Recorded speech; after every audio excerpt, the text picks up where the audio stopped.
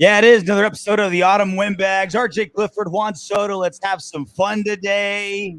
Another thriller at Allegiant Stadium. The Dolphins put up 14 quick points off the back of a pick six from Derek Carr and a wide open run near the red zone. The Raiders go on to score 28 points, leaving the Dolphins out of the end zone until the very end. Head to overtime and exchange of field goals. Last points on the board. Last team to walk away with their heads held high. Raiders beat the Dolphins 31-28. Revenge game from last season. Equal thriller to the last season loss to the Dolphins. And if I die from a heart attack from watching the Raiders, then so be it. Yeah, I told you before we started. I don't know if I'm going to make it this year. This is a lot. It's a lot of stress on my heart. I'm not in the best physical condition. No, you're in great shape. No, you're lying. Oh, no, you're doing great. A great win, man. No, it's not a great win. It is a win. We are 3-0, and we won. Hear me out, man. Okay, all right. Okay. It's a great win because the last time we saw this happen to us was in Atlanta. Okay. And we never bounced back. Both sides of the ball. Defense, offense, special teams, neither one of us. So we came back in and we fought hard. And, I said it on the Wednesday's preview show. Mm-hmm. The only way they're going to beat us is if we beat ourselves. If we turn the ball over and if we give them short fields, that's how they can beat us. And that's how they got their lead. And until the very end, I don't know what the fuck got into Jacoby Brissett at the end of that game.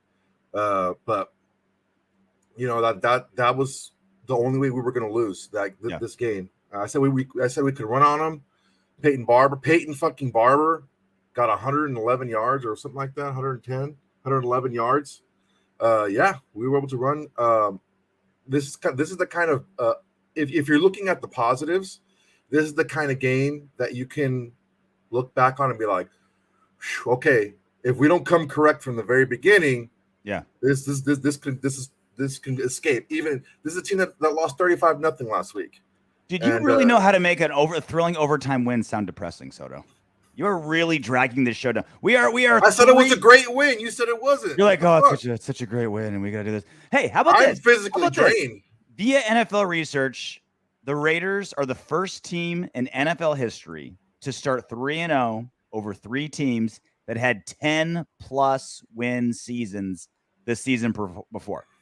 Historic 3-game win streak. Everyone's like, oh, no, you're only 2-0. Oh, you're only 3-0. Why are you guys so sad? Relax. It's a long season. I can't believe you guys are all pumped about that. No, we beat the Ravens, we beat the Steelers, and we beat the Dolphins. Every single one of them, 10-game win teams from last season. Yeah, there's injuries there. We had injuries too. This was a really, really big deal, right? And I get it. Okay, they were not a great team. Backup quarterback, right? What is it with backup quarterbacks in Miami giving us a run for our money? They're like goddamn kryptonite to the Raiders. But my point being, like, the data says that it's a big deal, right? The excitement says it's a big deal. 3-0 over three teams that were fantastic last season. No one else can claim that. And if you do the MMA math, right? Like, the Raiders beat the Ravens, who beat the Chiefs. The Raiders beat the Steelers, who beat the Bills. By NFL math, Raiders are the best team in the AFC. Well, by record too. I think they're up there. No one's better than them. But it's confidence building. At the same time, it's a cautionary tale. Yeah. But yeah, it's the good teams with good leadership. With this team seems to have. We'll use it as. I mean, they'll talk about it like, "Hey guys, if we don't start off well, this is what could happen." But you guys came back. You guys fought hard. You guys made it happen. And, this is a different in some respects, it was the team that I saw on tape the first two games. Uh-huh. And I think we did a lot to help the Dolphins, the spotting them basically. In your part of the field, in your end of the field, if you go fourth and you miss a fourth down, that's just as good as a turnover. That's just as good as fumbling the ball right there to them. Yeah, turnover on downs is a turnover. Yeah, giving them a short field. And I mean that Crosby penalty at the end of towards the end of regulation, that was rough. So we gave them a lot. We had a lot of penalties today, a lot of penalty yardage too. What was it? Eight for 100 and something. 8 for 104. Eight penalties for 104 yards. But you know what? Good teams are able to overcome mistakes, and we were able to do that today. So that shows that we have heart, and we can overcome a lot of adversity. Yeah, I mean, there's a lot of things to be excited about for the Raiders. There's obviously plenty of things to worry about. The defense I tweeted something today, like, I forgot what it was, tweeted this morning, something like, oh my God, the Raiders are going to feast on the, on the opposition today. And I was like, I know for a fact this is the first time I tweeted this, because the last time I thought that, Twitter didn't exist. Like, that's how long it's been. So I'm like, yeah, I feel confident in our defense. And yeah, they still scored 28. Obviously, 7 of that was a pick 6. Overtime added it up. But, and remember, it's like I said, like the pressure on Brissett the entire game was so big. We only ended up with what? 3 sacks total? Let's see. 2 sacks. 2 sacks. 2 sacks, yeah. Right? Which Nassib is shockingly low. But remember what I said, I think it was last show or the show before that. Sacks are obviously great. Sacks are obviously matter. Like, sacks are what you want. But the best gauge of a good pass rush is how many pressures.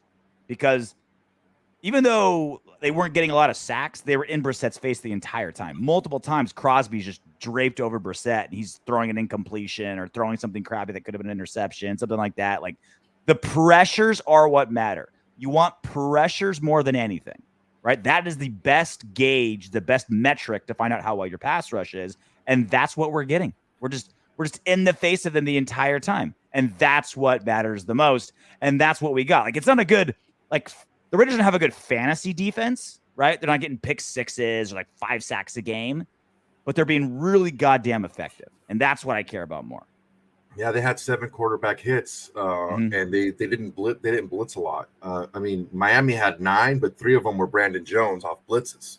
Yep. So they had to blitz to get those. They had to put themselves in a precarious position defensively in order to get those hits. We didn't have to. I'd say all of our quarterback hits were from our down linemen. Crosby had 2, Ngakoue had 1, Solomon Thomas 1, Carl Nassib 1, Jefferson 1, Hankins 1. So yeah, those were the quarterback hits. We didn't have to blitz to get pressure again, which helps the back end of our defense out. We need Derek Carr to do like a 1.5 long warm up. His first game of the season, he was super cold for a 1.5. Third game of the season today, super cold for a 1.5. Like, can he just go onto the field with the entire offense and just play a 1.5 of football? Just like play a scout team defense, play the beer vendors, play fans. I don't care. Just find 11 people in the stadium and, hey, all right, Derek Carr, you're going to play 22.5 minutes of football, because he apparently needs a 1.5 to warm up. I kept this stat. I called it. At 6 minutes and 9 seconds into the second quarter, I tracked Derek Carr's stats. Because, like, all right, he's playing terrible. Watch. He's going to go off.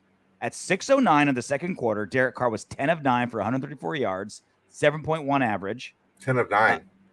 10 of 19. Okay. Did I say 10 of 9? Yeah, 10 of 19. He had 2 completions with 1 throw. That's how good he was playing. 134 yards and a 53.4 quarterback rating, right? That was at that point in the second quarter. He ended 26 of 43, 386 yards, 9 average, 2 touchdowns, 1 interception, 95.7 passer rating.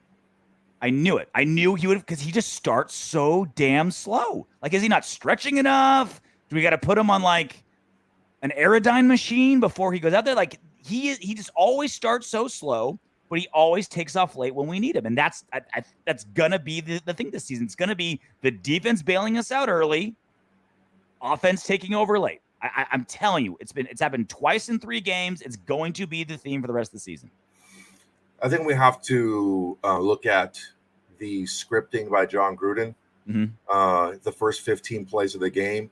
And after that, Carr has a little bit more wiggle room to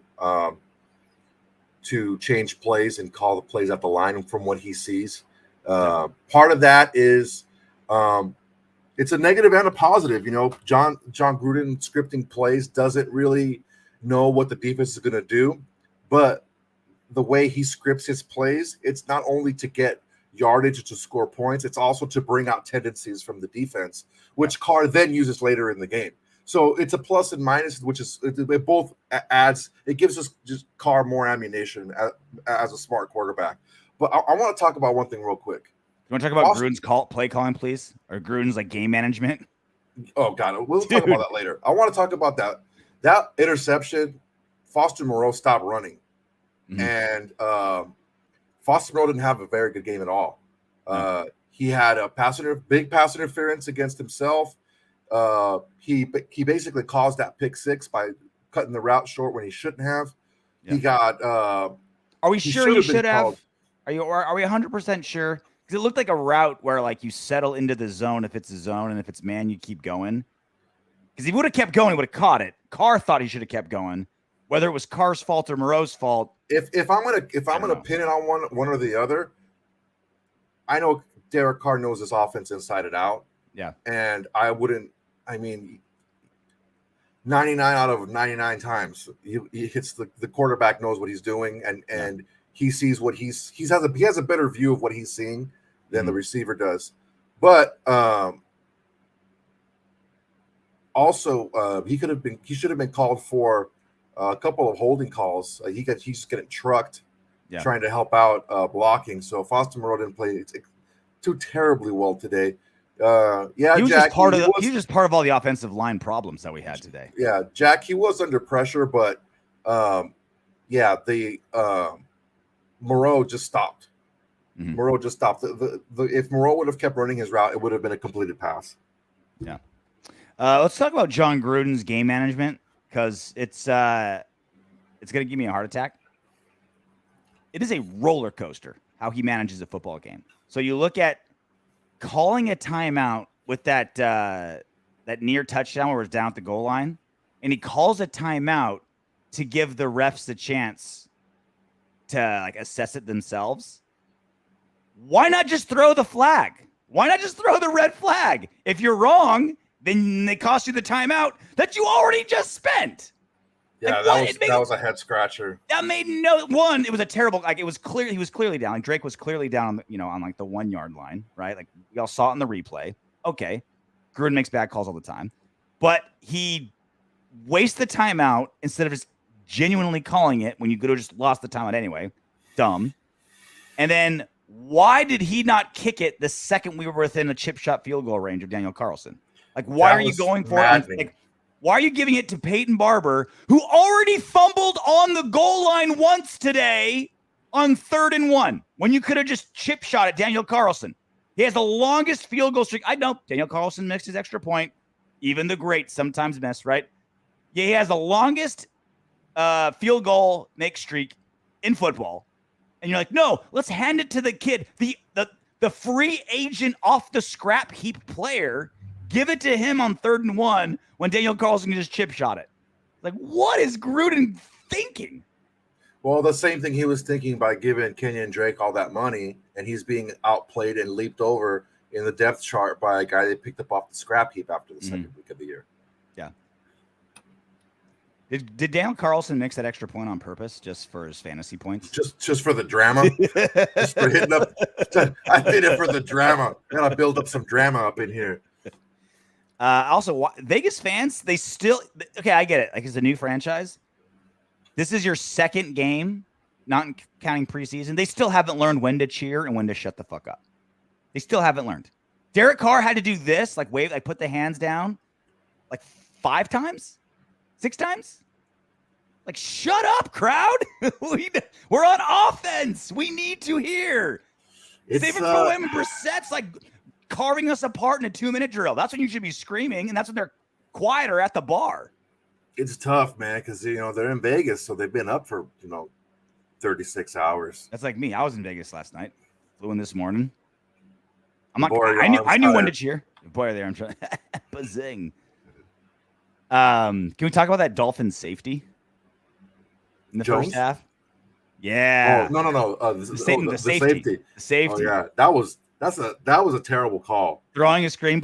I kind of understand what they were doing, because the Dolphins offensive line played a lot better than I thought. Still not great. Like, obviously, like, we got all those pressures. They kept the sacks down decently. They ran the ball here and there. Brissett had time, especially during the pair of 2-minute drills that he ran. Yeah. Like, that's what I'm most worried about, is if Brissett can carve us apart in a 2-minute drill. Like, Jesus, wait till we're in Kansas City. Wait till we're in LA. Like, those are going to be rough. Like next week, dude. Freaking Herbert. Look what he did today. That's what I'm saying. Like an ice water, man. Wait till the Chargers are coming to town, but or they're in LA, right? Next week. It's Monday Night Football. Same thing. It's our vacation home, right? Yeah. LA's our vacation home. It's like your good buddy down the street that, like, you could stay over when, like, the door's open for you whenever. It's kind of like your second house. Like, if you ask if you can go in the fridge and grab a drink and he gives you a weird look, it's like, dude, like, why are you asking? Just get in there. Anytime you want. Go that ahead. Is the Clifford household for me. I will say that. But whenever I go in there, I go in there and I grab a beer and I make a sandwich and I get down into my underwear. I sit on the couch. We welcome all homeless, downtrodden, brain dead individuals, because we are a charitable household. We are a strong Christian valued based household, and any idiot, Soto or otherwise, who needs a helping hand, we are willing to provide that. You know, I do have to pee outside. I do have to pee outside, but that's just fun, because if so you have does RJ, you got to pee on it. And he lives there. That's where the dogs pee. That Daniel Carlson missed extra point is what sent us into overtime and made it so crazy. That officially, since he missed that extra point, that officially has now made Hunter Renfrow I don't want to say the most consistent player, because it's still the Raiders, but the least frustratingly inconsistent player on the Raiders, right? Instead of a positive, I'm going to go double negative when it comes to that. Hunter Renfrow had himself a game. Clutch, big throws. He's great. This kid, he just goes out there and he makes plays. You know, you could talk about his size, you could talk about his speed, you could talk about all his measurables and this and that. His moves. And you can't put his value on a sheet of paper. You know, you can't, okay, well, he's this tall, he's this big, he's this fast. This guy just knows how to play football. He knows he's like the new age Wes Welker, man. He was the same type of thing. Not super fast, not super big, but he knew how to get open and he has great hands. And you know, if you sleep on him, he'll get behind you. Peyton Barber is the most effective runner on the Raiders. A team that's the only team that has a $3.5 million third string quarterback, Jalen Richard, running back, who happens to be on IR, right? An $11 million 2-year contract backup running back, Kenyon Drake, and a first-round pick running back in Josh Jacobs. You think, all right, that's like one of the best running back rooms in football, right? On paper, right? They're paid some of the highest, some of the best resumes. Oh man, that's a great room. Who's the best? Who's had the best game of those three? Trick question. Peyton Barber, off the scrap heap, free agent. Again, I love me some Josh Jacob. I'm gonna miss him when he's gone. But when it's time for when that fourth year's up and it's time for that option, or hopefully we trade him before that, get some value out of him. Because if Peyton Barber behind this line can be our best runner, it is not who's back there. It's just how the line chooses to play. And the line, we haven't been able to run the ball all season. And despite the fact that we haven't been able to run the ball for the first half of this game, Peyton Barber came alive late, which I guess is just because the Dolphins defense started to kind of slow down and wear down. Mm-hmm. And the Raiders offensive line was fresh because they weren't doing jack for the first half. They were very well rested from not doing anything in the first half of the game. So they took over the second half of the game. It is our run game will live and die by the offensive line and its health. Period. I don't care if it's you back there, Soto. It's going to live and die by the offensive line's health.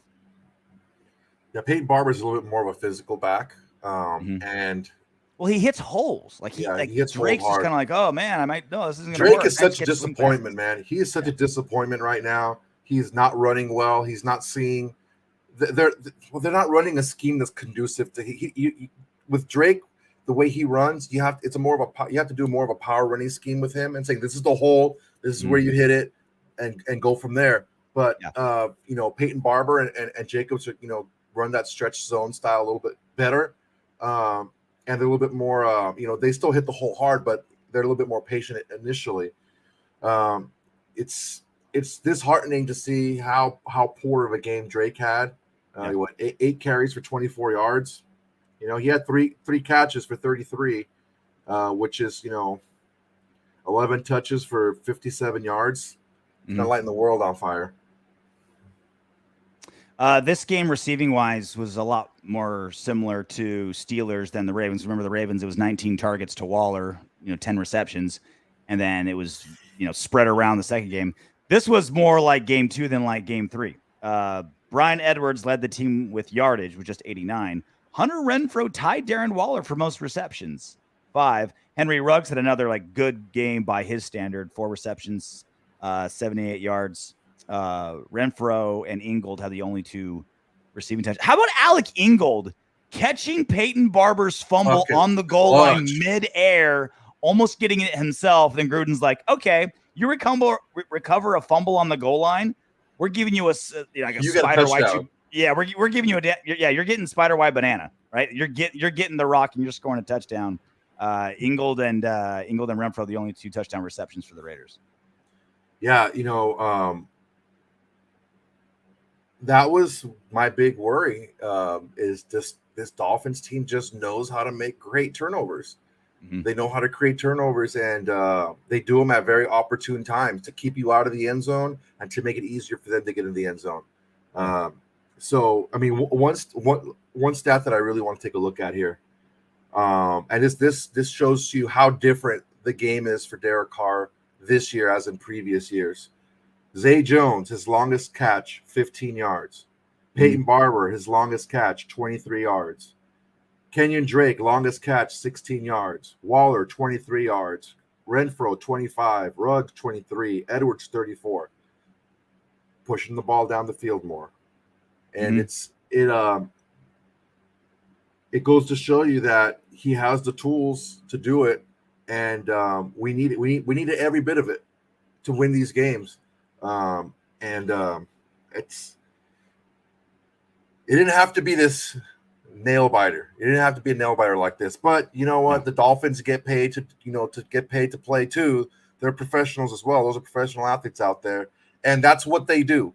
They make games ugly, and it just so happens that they were the one turning the ball over last week, and they were the one with the stupid penalties last week against the Bills. They lost Tua, and now.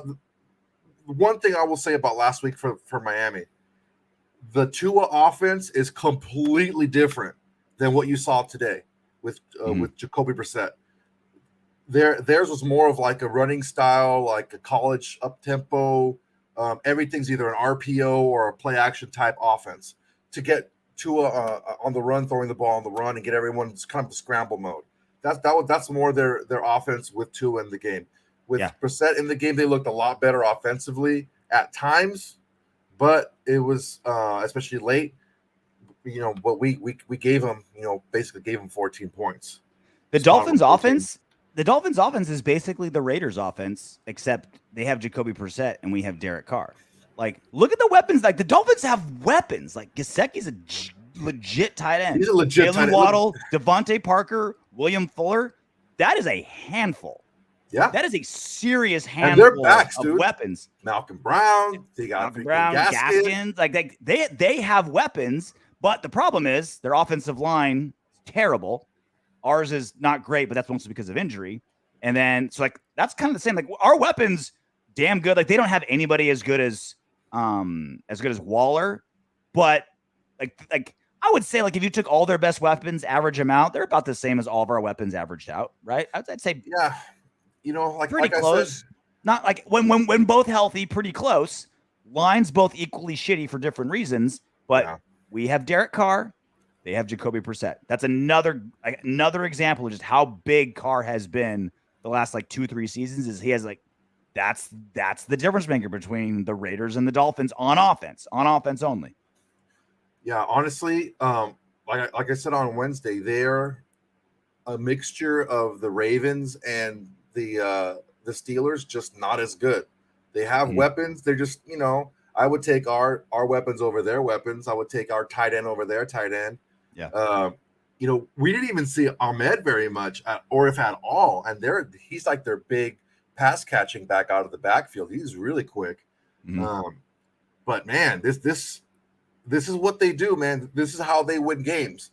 And this is how they won games last year, is they just made the game ugly. They weren't overly, overwhelming last year either offensively. They just found a way to stay in games and made them ugly, and they got timely turnovers. Xavier Howard last year broke out and had an interception almost every single game.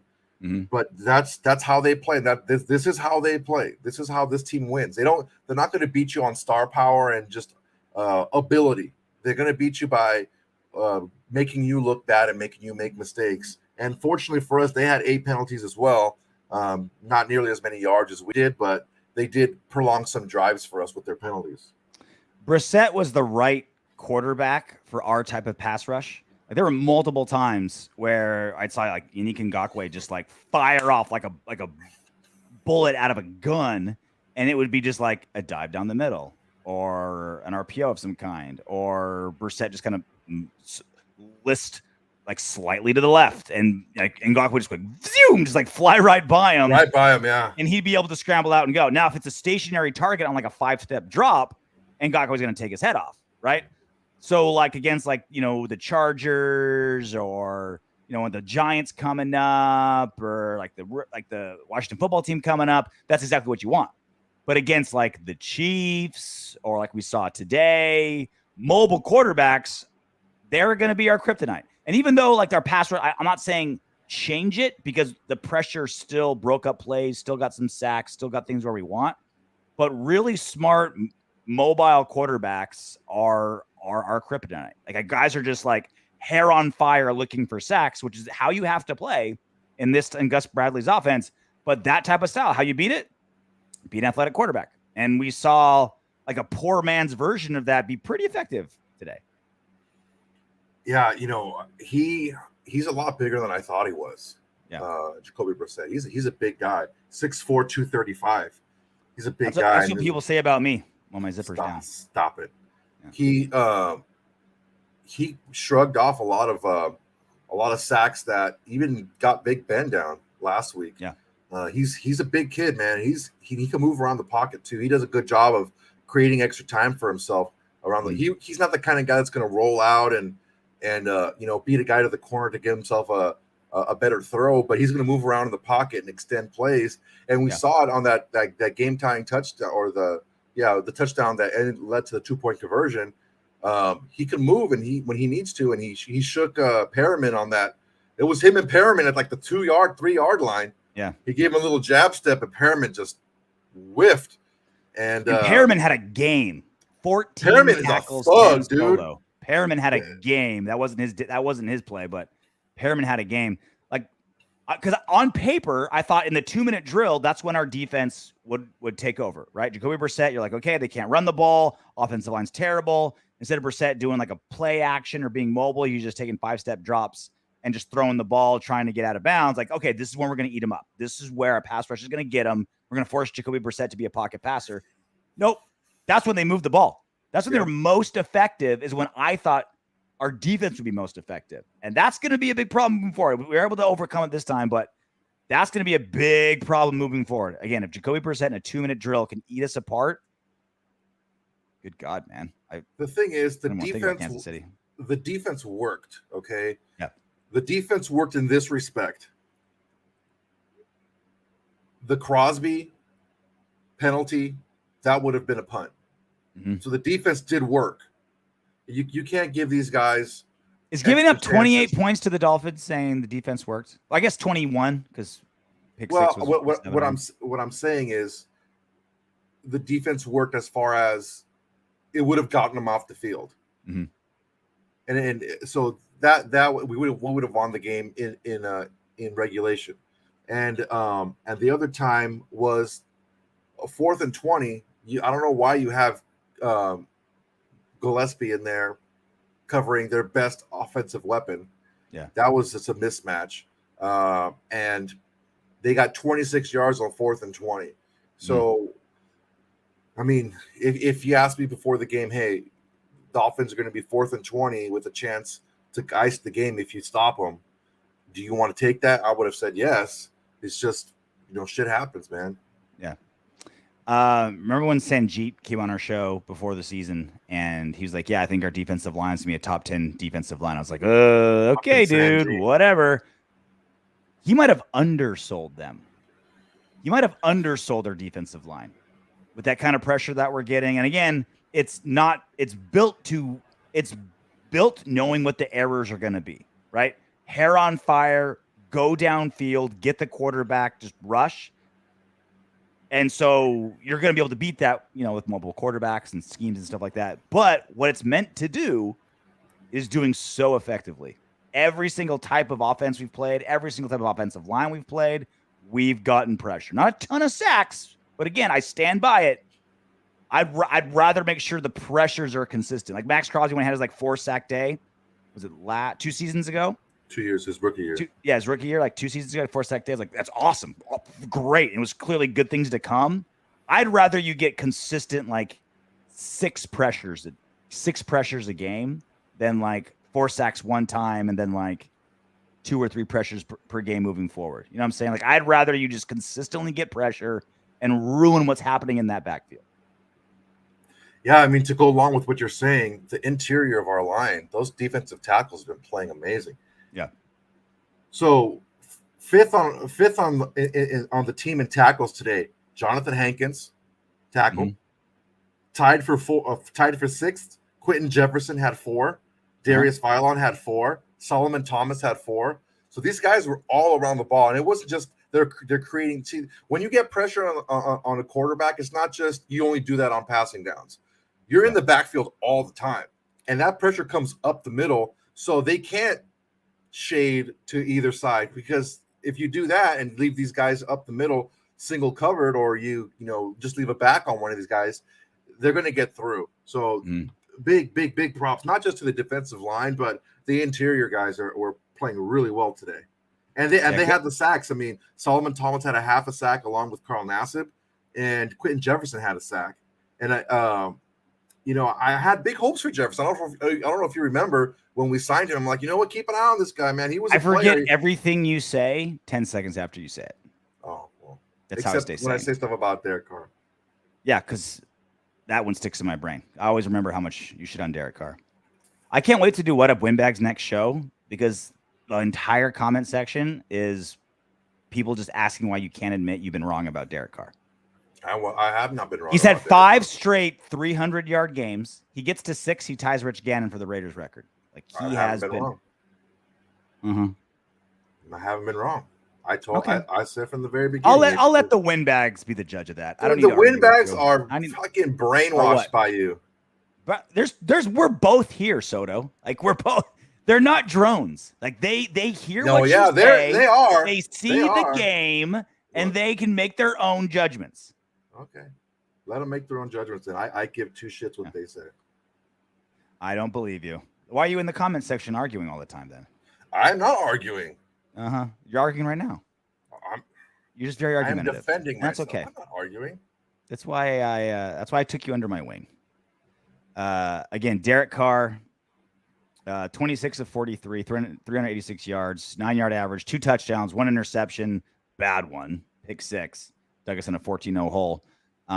Did get sacked 3 times, no fumbles for him this time. Andre James had a muff punt, and then obviously Peyton Barber had the fumble. Neither one of them got recovered, which was good. No turnovers for our defense, though, which is kind of worrying. We got to get not even a forced fumble, no picks. Jacoby Brissett can't get some hands on those balls. You know what I mean? You can't jump a route, nothing. Get under some of those sailing balls. Yeah, we had a couple of chances, and it's like you said with fumbles. When you fumble, it's like a toss up who's going to get the ball. It just bounces everywhere. Causing a fumble. No, not causing. Fumbles. Recovering is very skillful, right? Recovering is and Miami is very good at that. Yeah. Yeah, they're very good at that. Recovering fumbles is just super random. There's no team that for a 3-year stretch does it consistently well, right? It's such a That's like all the metrics guys, whenever they're looking to see like who's going to do better in a season before, it's like how many fumble recoveries do they have, right? If they recovered like 15 of 18 fumbles, you're like, okay, there's no way they're going to sustain that, right? Again. Not going to happen again, right? And next time they do like, like 7 for 20 the next season, right? It's going to, regress to the mean type of thing, right? Nerd math. But causing them, I'd like that to be a part of it. Although our DBs did play really well. There were some really deep balls against really, really dangerous and good receivers. And other than Damon Arnett, who still seems to just like not be able to get on board. Completely lost. How are you going to give Devontae Parker that much room on the goal line on that 2-point conversion? Mm-hmm. That's ridiculous.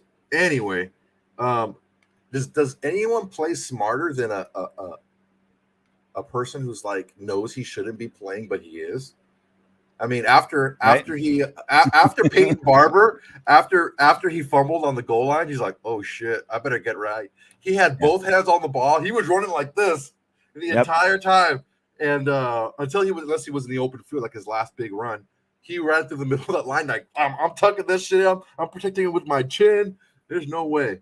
I was like literally mumbling to myself. Ask my wife who was watching the game with me. I was literally mumbling to myself. 2 hands on the ball. 2 hands on the ball. 2 hands on the ball. 2 hands on the ball. Just don't turn the ball over. That's all I care about. Like that's all literally everyone cares about for Peyton Barber to do. Just don't fumble. Just hang on to that ball, please. Don't screw up. So again, distribution of the ball, awesome. Brian Edwards 3 receptions, Henry Ruggs 4, Hunter Renfrow 5, Darren Waller 5, Kenyon Jake 3, Peyton Barber 3, a bunch of other guys got 1. This is a great message to everyone who game plans against the Raiders moving forward. Right? If you're going to bracket Waller, double team Waller, focus on Waller, we're going to spread the ball around. If you're like, all right, Waller's not really a problem anymore. He's only getting, he had as many receptions as Hunter Renfrow. All right, we'll just make sure we have to cover everybody. Boom, throw the ball to Waller 15 times in a game. Like that's exactly what we're looking for. And now Ruggs is more than just a metaphorical deep threat. He's actually a true deep threat. Like before it was just like he was just a 40 time on a piece of paper and defense is kind of like based it on that. Now it's genuinely like, okay, he's actually going to beat us if we don't cover him. Carr threw to Ruggs on a deep ball on a 50-50 ball against Xavier Howard. Mm-hmm. Probably one of the top 2 or 3 corners in the league. Yep. That is a different mindset as Derek Carr has had in the past. And I think part of that is he has more trust in Ruggs. He's shown more than he did last year. And he put the work in. They said, hey, go in the offseason, get bigger, get stronger. You'll still keep your speed, which he has. But, yeah, man, these are big steps moving forward for the entire team and the offense of the entire team. Yeah. Before we get out of here, my biggest takeaways are defense bailing out our offense early is great. It can only last so long.